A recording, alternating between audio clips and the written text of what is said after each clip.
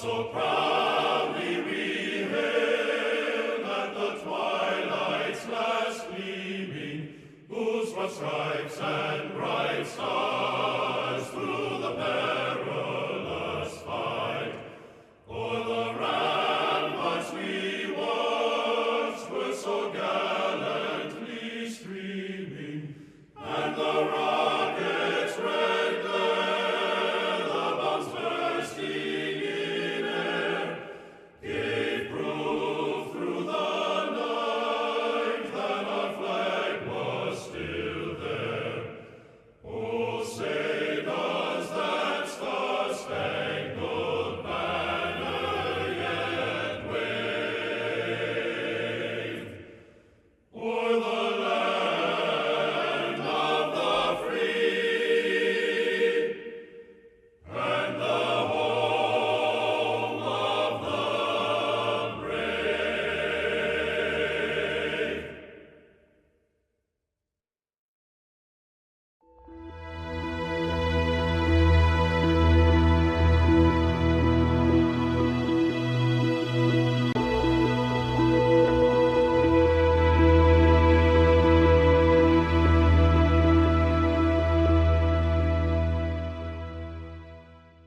Good morning.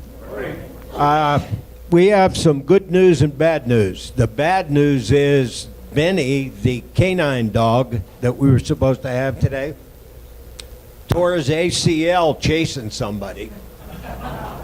And they're repairing the ACL. He'll be off for 6 weeks, but he'll definitely be here. The good news is that I asked Frank Rex, a member, to talk about something that I think is interesting. I didn't know a lot about it, but I know more about it now that we decided to have this. Frank, most of you can remember back in high school, if you weren't going to go to college, that you could study in the vocational department. Frank did his vocational training in high school on the Liberty ship. And from that, when he first told me about it, I was never in the service and didn't understand, but I did some research on the Liberty ship. And you know, historians say that the Liberty ship is the ship that won the Second World War. And the reason is that the conventional ships, the Germans were sinking them faster than we could make them. So they started to make the Liberty ship, 300 of which were made here in Pittsburgh. This was a flat bottom ship. It was easier to make. You could make them quicker. Frank will tell you, I think it was 90 days they had one built. 41 days. 41 days. And so this is the ship that actually won the war for us. And I asked Frank to give us some of the details, and I'm sure you'll have a lot of questions. But Benny definitely will be here as soon as it recovers from the ACL tear. Leave me a light on so I can read this. All right, yeah, I'm Frank Rex. I'm a member of the group. I just wanted to say that if you look on the internet, what Jerry was talking about, some DVDs will come up. They're in black and white.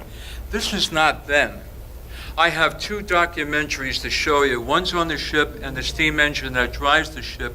This is made by an accredited filmmaker, and they're both of them are narrated. And with Memorial Day that just passed, I just want to say to those of you who have served our country, well done, and thank you for your service. I really feel honored to be here today. And I want to thank Jerry Ropo, Tim, and the officers of the group for letting me do this presentation. During the early years of World War II, Allied merchant ships were being sunk faster than they can be built. Under the leadership of Franklin D. Roosevelt, the Emergency Shipbuilding Program produced 2,710 Liberty ships in 18 shipyards around the United States. The SS John W. Brown is one of 2 operating survivors from the Great Fleet.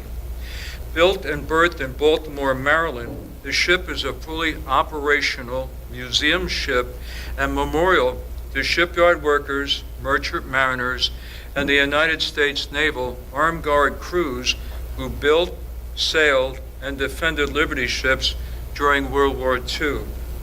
The SS John W. Brown is fully restored and maintained as close as possible to our World War II configuration. Project Liberty Ship is an all-volunteer, non-profit organization dedicated to the preservation of the SS John W. Brown. The ship's motto is, "Keep her sailing." On September 7, 2019, the John W. Brown will be 77 years old and is still on the National Register of Historical Naval Ships. The SS John W. Brown's School Ship Alumni Association have and are continuing the work of repairs and restoration to the ship since its inception in 1978. Their memorabilia of former schools and students are on display on the lower tween decks of the ship.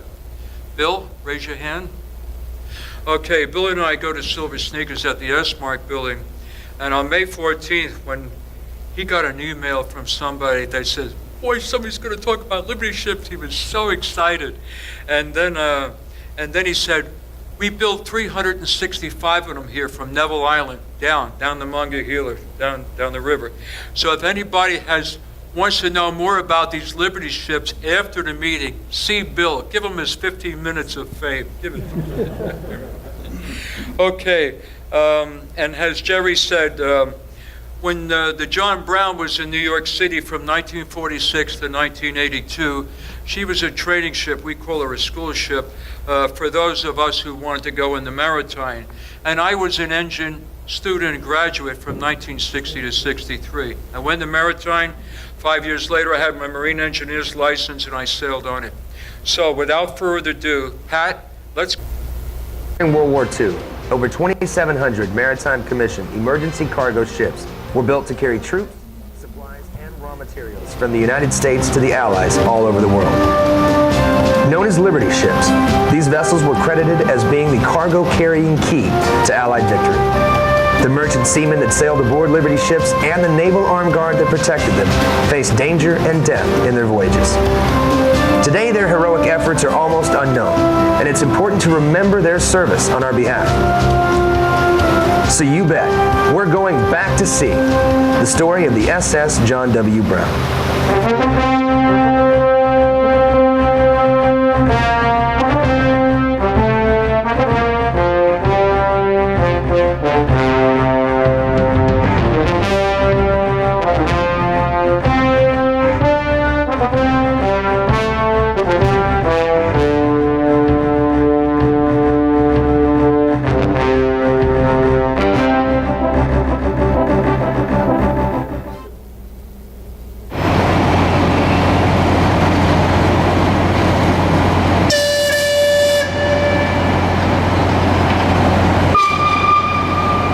The tugs arrived early to move the Liberty ship John W. Brown from her berth at Pier No. 1 in Baltimore Harbor.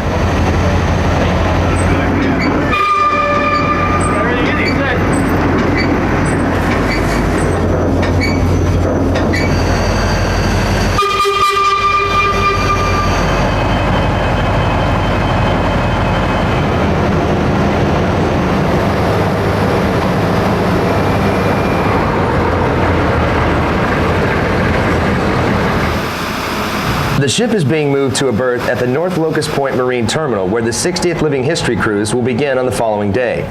Today will be used to prepare and load materials for the cruise.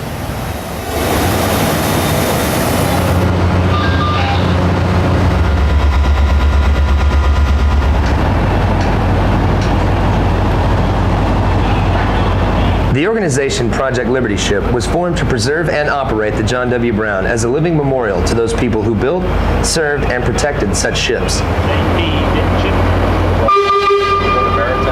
Part of this mission is to invite passengers aboard for a cruise that teaches the history of Liberty ships and to simulate the conditions under which the crew and armed guard lived and worked.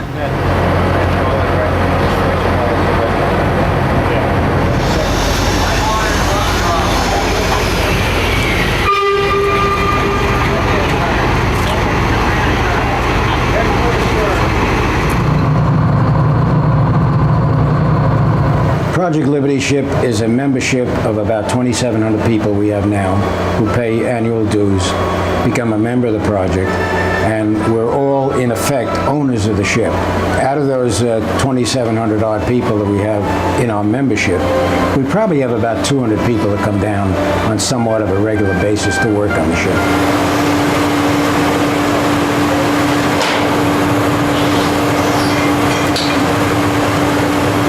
We actually have set up the ship as a memorial ship to the merchant mariners who sailed in World War II, and mainly those who gave up their lives. Over 6,000 lost their lives during World War II on ships lost at sea. Also to the Armed Guard, who were members of the Navy. They were regular Navy people who were put aboard these merchant ships and acted as the gunners, manning the guns. Also memorializing the shipyards who built these ships. The Living History Cruise is designed to take passengers back in time to the war years. This is done through historical reenactments, period entertainment, and the display of such military equipment as the restored Jeep being loaded here. Many of the John W. Brown's current crew served aboard Liberty ships during World War II. Also, some of this crew served aboard the Brown when she was a teaching vessel for the New York City schools. Still, others serve out of a desire to preserve an important piece of history. Their dedication to keeping the John W. Brown sailing is inspiring. At the advent of World War II, the United States found itself lagging in the ability to move cargo around the world. By the late 1930s, the American shipyard industry was in very bad condition. American shipyards had only built 2 new ocean-going ships since World War I. 90% of the ships in the United States merchant fleet were over 20 years old, most of them considerably over that. And the American Merchant Marine was a distant fourth. The British shipyards were under a disadvantage because they couldn't build ships at night because of the blackout conditions, and during the day they were being bombed. So they were having real problems building ships. And the German submarines, the U-boats, were capable of more or less blockading Britain, and they were sinking the merchant ships faster than the shipyards could replace them. So in November 1941, a group of people known as the British Shipbuilding Commission came to the United States with an order for 60 merchant ships. The order was rather open-ended. They brought the plans for a ship that the Thompson Shipyard had built, and the British were building some emergency ships. And in Britain, these ships were known as Empire-class ships. They came to America and they visited various shipyards in North America, Canada, and the United States, and eventually met with a consortium headed by Henry Kaiser and the Todd Bath Iron Works in Portland, Maine. And a preliminary contract was written to produce these 60 ships. They discussed, at the time, welding the ships. Britain at that time was tending to go towards riveting, but the Kaiser Consortium and the consortium of the shipbuilders suggested welding the ships for rapid use. The U.S. also realized that more naval and merchant ships were needed. The emergency shipbuilding program was started in early 1941. The goal was to build a no-frills general cargo ship that would be easy and quick to produce. The design selected was basically the same British design, with a few changes needed for American manufacture and operation. This ship would become the class of ships known as Liberties. During the war, more than 2,700 Liberty ships would be produced in 18 shipyards. Today, the John W. Brown is one of only 2 remaining operational Liberty ships. Originally, the Liberty ships were just called emergency cargo ships, and Jerry Land, Admiral Land, who was in charge of the program, wanted to get away from emergency ship, and they were also being referred to as expendables and ugly ducklings. Building ships quickly required using engines and parts that could be easily produced and interchanged. This led to the use of a reciprocating steam engine to power the ship. While it might have been believed that using this particular engine as a power plant was perhaps a bit of old technology, these engines were chosen as they could be built by a variety of companies. These plants are the Model T Fords. You always got to get these lit off. All you need is a box of matches.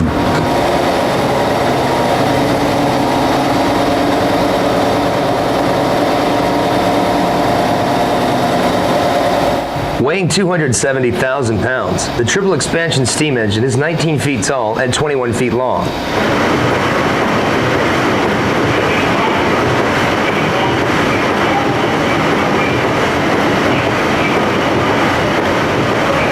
The engine can deliver a maximum of 76 revolutions per minute, providing a speed of 11 knots. The average cost of this engine when new was $100,000.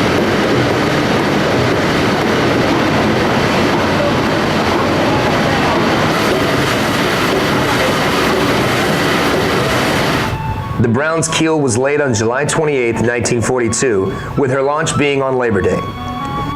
There was a big deal made of that across the country. In shipyards across the country, there were Liberty ships being launched who were named after labor leaders. And President Roosevelt had taped a speech which was played at all the shipyards across the country during the launching ceremonies. This ship was sponsored by Annie Green, the wife of the president of the Industrial Union, broke the bottle of champagne across the Brown's bow to name her.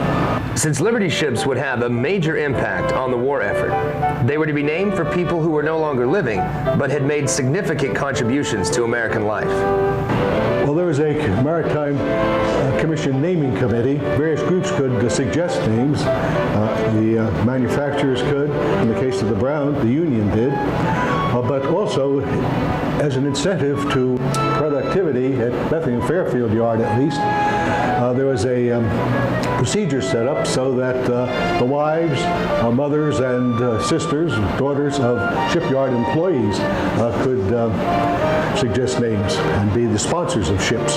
John W. Brown had been a labor organizer. Well, he'd worked with the United Mine Workers, Carpenters Union, and ultimately for the Industrial Union of Marine and Shipbuilding Workers of America.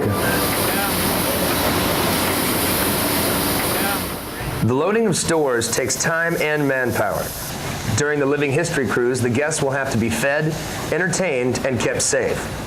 Part of the Living Memorial idea is to allow passengers to access almost every area of the ship while underway.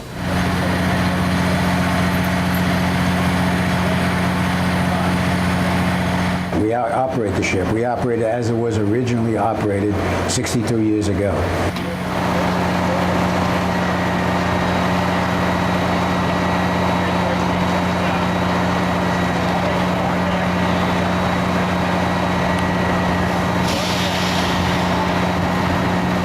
We'll have about 700 passengers on board, which we call passengers. They're paying passengers. We charge them to come aboard and make the trip. It's one of the big money makers we have to support the ship because, as you can well imagine, the cost and the upkeep of this vessel is tremendous. But the trip itself will go down the bay for about 3 hours, down off Annapolis area, under our own power, incidentally. We're one of the few ships that are operational ships that operate under our own power. During that time on board, we'll have a big band playing 40s music. We'll have an Abbott and Costello show. We normally have President Roosevelt coming aboard, impersonated for President Roosevelt and General Patton, possibly. And then we'll have go down below the bridge at Annapolis, off the harbor of Annapolis. We have a flyby of World War II aircraft.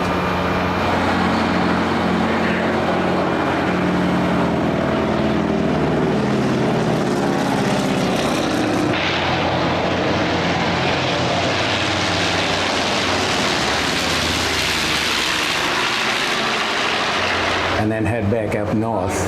On the way up north, we'll have a memorial ceremony where we lay a wreath over the side and have a ceremony memorializing all the people, all the merchant mariners who were lost at sea, and the Navy Armed Guard who manned these ships.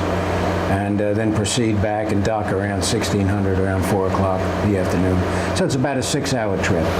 After her presentation for service in 1942, the SS John W. Brown began her career at sea. The first voyage was her longest voyage. She left New York mid-October 1942, bound for the Persian Gulf,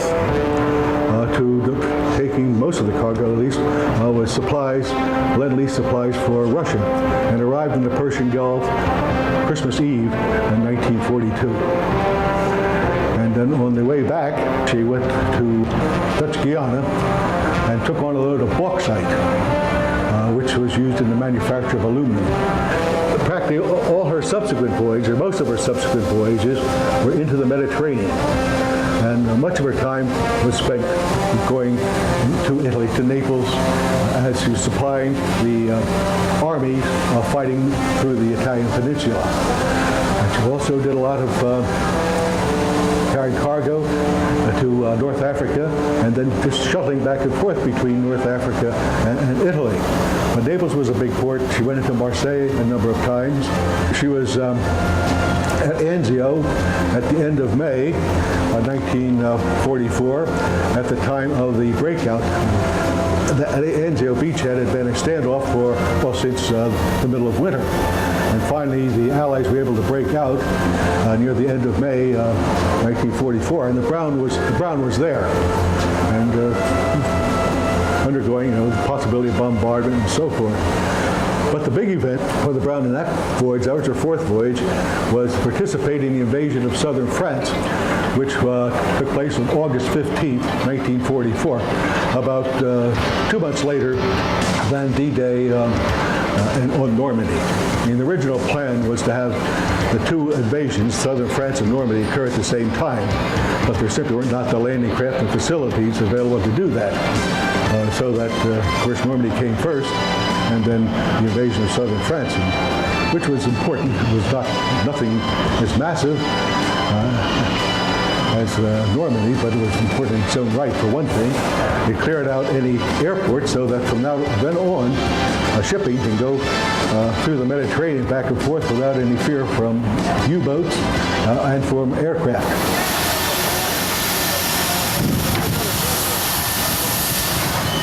The Brown's cargo capacity is almost 9,000 tons.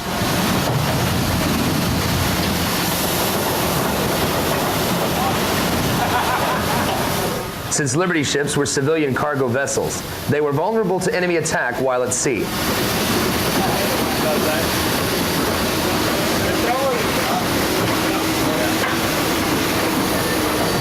To provide protection, the Navy placed personnel on board. The Navy Armed Guard was part of the Navy, and it was a unit that was actually established during World War I, when many of the merchant ships were being sunk by submarines off the coast of the United States. In April of 1941, before Pearl Harbor, they decided that they were going to have to reactivate the Armed Guard. Well, it doesn't surprise me that people didn't know anything about the Armed Guard, because it was one of the better kept secrets of World War II. They did not want the public to know the amount of ships that were being sunk off the coast of the United States. During one 6-month period, from January of 1942 until June of 1942, in 6 months, 630 merchant ships were sunk off the coast of the United States. The German submarines sank almost 1/3 of the total tanker fleet that was available to us at that time. So that was the main reason that they put the Navy gunners on these ships. We were strictly defensive. We only could do it 10.5 to 11 knots. There was no way we were going to chase a submarine or anybody else. The submarines were capable of doing anywhere from 14 to 18 knots, so they could run circles around us. Our idea was to try and spot the German submarine before he surfaced by finding his periscope. And if we could keep him down, his efficiency of firing his torpedoes were off by as much as 50 to 60%.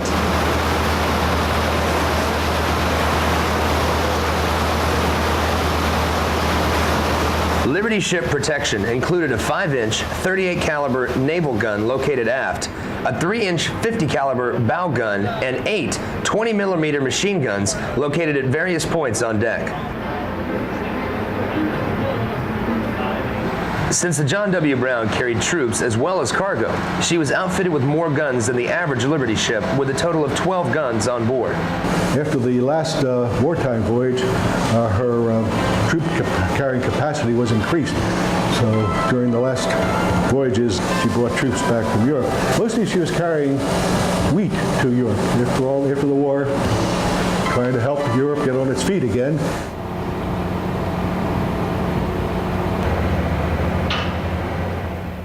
It is early in the morning on the day of the cruise.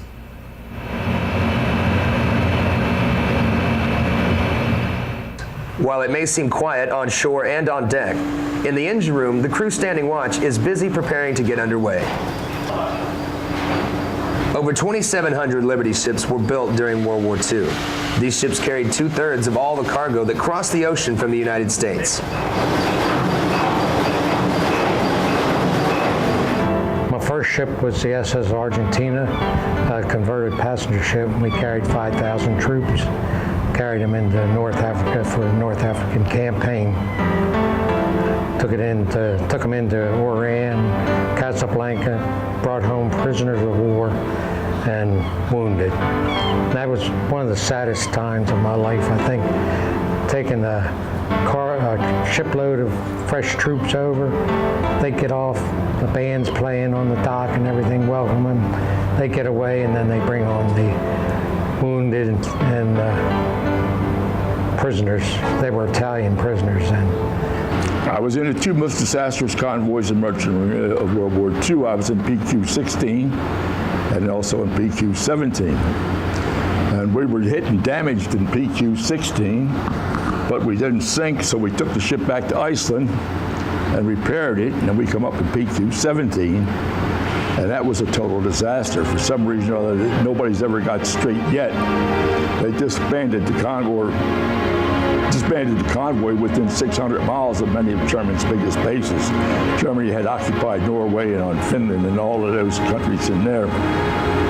And they had dozens and dozens of submarines and aircraft and everything else all within a couple hundred miles. And to make a long story short, they sunk 23 out of 34 ships. And I was in that, and we drifted ashore in Norway in the lifeboat. We'd been 20 days in the lifeboat. And we drifted ashore in Norway, and Norway was occupied at the time. So the Germans grabbed us and eventually transported us down to Germany. But on the way, if you're looking for funny things, I had a unique experience. I was on this big German troop transport, and she struck a British mine and sunk. So I had to do this distinction of getting sunk by both sides. About 200 ships were lost, along with almost 7,000 merchant seamen and 1,810 Navy Armed Guard. About 2,500 Liberty ships survived the war. 99% of them wound up in the James River Fleet. A few of them were given to foreign flags right after the war, when they were taking anything that would float to refurbish these nations. These ships were out of style the day they were built. This is the same kind of ship that Noah had.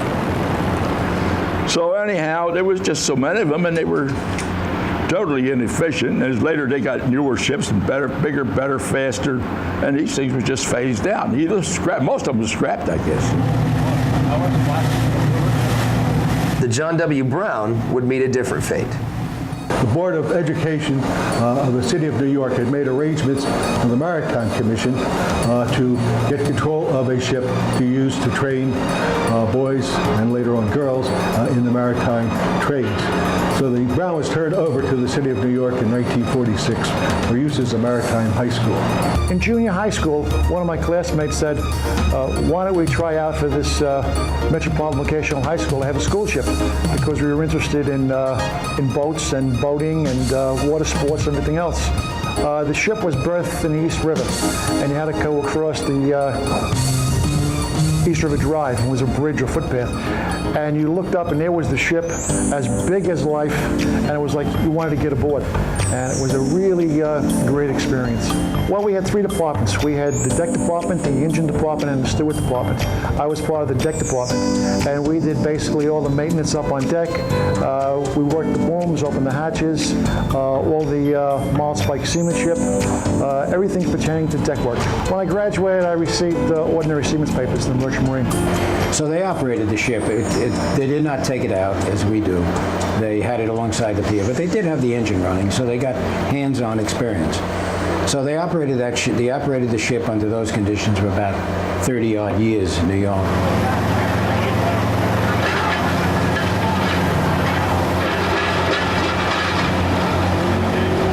At 8 a.m. on the morning of the cruise, passengers begin to arrive. The 60th cruise of the Liberty ship John W. Brown as a living memorial is about to get underway.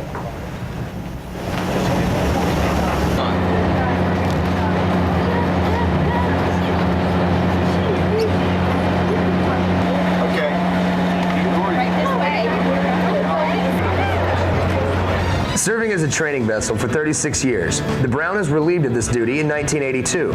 She spent a year in New York and then was towed down to the reserve fleet in the James River off Fort Eustis in Virginia. And a large number of ships were mothballed there. In the late 1980s, interest grew in preserving the John W. Brown as a memorial to merchant seamen and Liberty ships. Meanwhile, in New York, there was a move to preserve the Brown as a memorial. But the problem was that there had to be a place to have her birthed. And the group in New York, which was primarily interested in her, after all she had been in New York for all those years, could not find a berth. And thus, the attempt was made here in Baltimore to find a permanent berth for the Brown, and the Maryland Port Administration offered Pier 1 on Clinton Street to let us use that berth, which we did. We brought her up, again under tow, from the reserve fleet in 1988. Everybody seems to know about the battleships in World War II, and everybody seems to know about the aircraft carriers in World War II. And since we were a secret, they didn't want people to know about the Merchant Marine. They did not want people to know about the Armed Guard. They did not want people to know about the amount of casualties that took place of all the battleships and all the aircraft carriers and all the destroyers and all the submarines. The only ships that are running from World War II, engine rooms functioning, are these Liberty ships and the Victory ships. Basically, we were a big maritime country at one time. And now it's shrunk to nothing. We probably got less than 200 ships under the American flag. Why is it important? Because it's part of our history, not just the students, but it's part of the history of the people who built the ships of that era, the people who sail those ships, and the importance of what they did.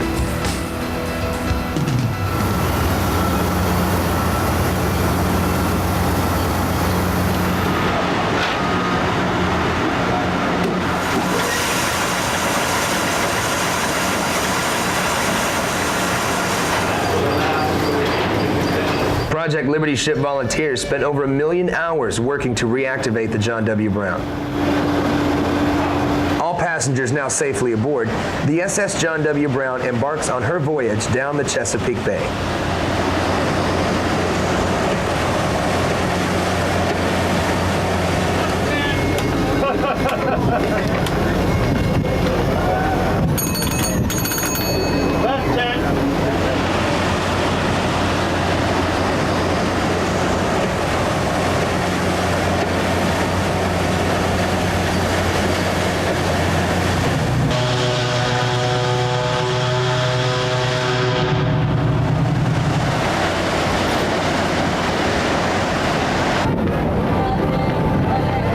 Hard right!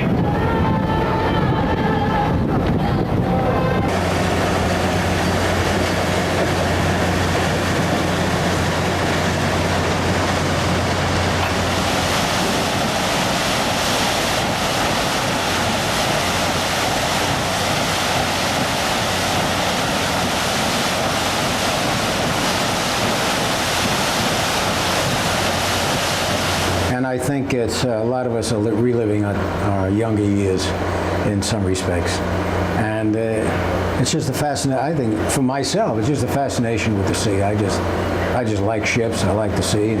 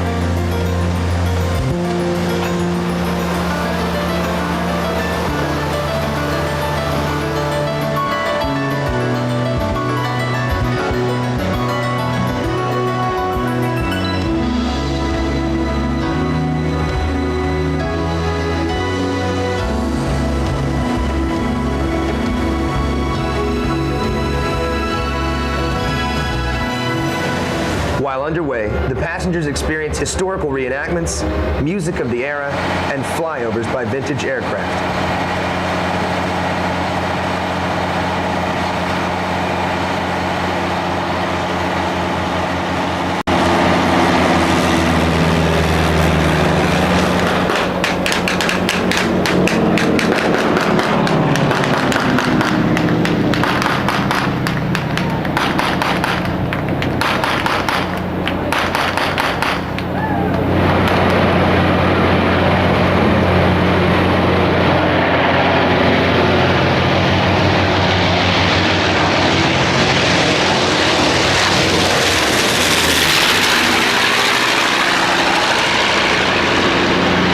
It is through the efforts of the volunteers that the SS John W. Brown will continue her voyages. I was always a member of Project Liberty Ship while it was in New York. Then I lost contact with it for a while. As soon as I found out about it, I was down the next weekend, working.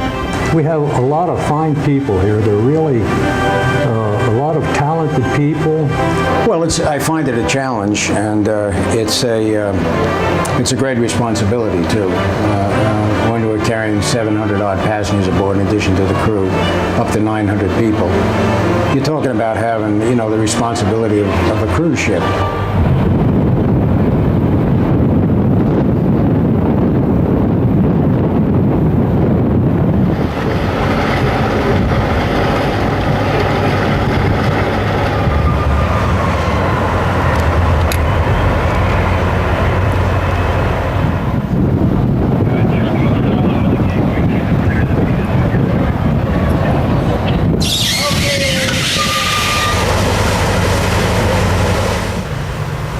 As the 60th Living History Cruise successfully ends, the crew is already thinking about the next trip aboard the John W. Brown.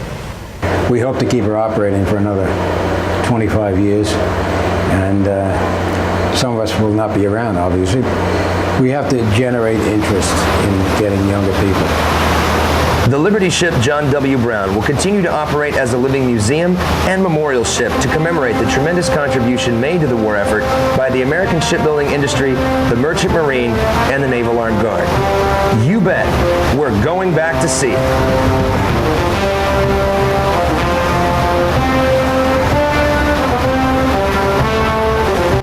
To read to you what she carried on her maiden voyage. Jerry recommended that we skip the second movie because we're going to run late. So I'll just read to you what she carried on that Persian Gulf trip. The first cargo included 2 Curtiss P-40 Warhawk fighters, 10 M4 Sherman tanks, 200 motorcycles, 100 jeeps, over 784 tons of ammunition, and over 280 tons of canned pork lunch meat. She was armed with a 21-foot, 5-inch, he said 38 caliber. It's a 51 caliber gun, more like a cannon that could hit a periscope 5 miles away and knock it out. It could hit a submarine at 10 miles away. And the shell weighed about 50 or 60 pounds. It's on the stern, and there's a 3-inch 50 caliber on the bow. And she had 12 20-millimeter Oerlikon machine guns on the deck house and on the aft house and around the ship when she became a troop transport. She went down, she left New York for the Caribbean, went through the Panama Canal, down the west coast of South America, around Cape Horn, across the South Atlantic, around Cape Horn of Africa, up the east coast of Africa into the Persian Gulf. This was about the safest route that you could take to avoid the U-boats in the North and Central Atlantic. She's one of 2 operating survivors. So in San Francisco, we have the Jeremiah O'Brien. I don't know if she belongs to Project Liberty Ship, but if you put up Jeremiah O'Brien Liberty Ship on your internet, you can get more information. She does tours on the West Coast. So you can get out of San Francisco, go up and down the West Coast of California there. Also, in 1964, one of the Liberty ships, there was a tsunami on the island of Kodiak in Alaska, and the they lost all their waterfront industries. So in 1965, they took the Alfred M. Boe, B-O-E, the last Liberty ship built in 1945. I don't know if she was built here or somewhere else. And they ran her aground, and she had an operating steam power plant. They turned her into a cannery, and that saved the island of Kodiak and gave people a lot of work. And there's also a Liberty ship in Piraeus, Greece. It's the old, I think it's the Alfred, Huddle is the last name. And she doesn't have an operating power plant, but she's fully restored. She's painted all white, and she's really beautiful. So if you travel to that part of the war, you could visit a Liberty ship there too. I'll open it up for questions. Don't hit me too hard, please.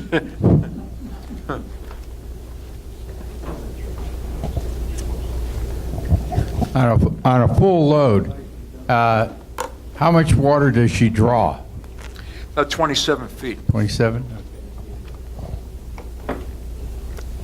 Sherman, the man who brought me to the club. Frank, thank you for the presentation. You're welcome. Mine's more of a comment, and that is that my father migrated to California from the Midwest during the Depression, and he learned to be a welder. And so he built these ships in the East Bay of San Francisco, in Richmond, California, all during the war, and became one of the supervisors of the construction of those ships. And what is interesting is he came out of the Cherokee Nation, and a lot of Cherokee Native Americans became steel workers, and so many of them became welders and workers in building these ships. Just an interesting historic observation. All right, thank you very much. My father, my family is Canadian. I was born in Brooklyn, New York. My mother came here to Ellis Island somewhere as a young girl between 1925 and 28. My father came here, they knew each other when they were kids in Newfoundland. They were Newfoundlanders. And my father, both sides of the family, all fishermen. My father's side of the family sailed under sail. They were fishermen under sail, schooners, ketches, sloops, whatever could hold fish. That's what they sailed. My mother's side of the family were trawler fishermen with the steel cable off the back, drawing the net behind them. That's how they fished. When the war broke out, Germany, the U-boats were leaving Germany, going to Iceland, to Greenland, down the Labrador Straits, around Newfoundland Bakes, coming down the east coast of the United States, all the way down to Miami, Florida. They were sinking our ships before we got in the war. So don't put that, we got into the war because of what they did. But they were sinking everything, including troop transports and hospital ships. They wanted to sit there. Admiral Donitz told Hitler, if I had 300 submarines, I could cut the West from coming over to England and aiding the Allies. So he gave them 300 submarines, but we were sinking them too. So altogether, at the end of the war, according to Lyle Dupra in his book here, this is the armed guard. He was armed guard in World War II. Hitler gave him 1,162 U-boat submarines. We sank 785 of them. 39,000 German submariners went to war. 7,000 came home. We did to them at the end of the war what they did to us at the beginning of the war.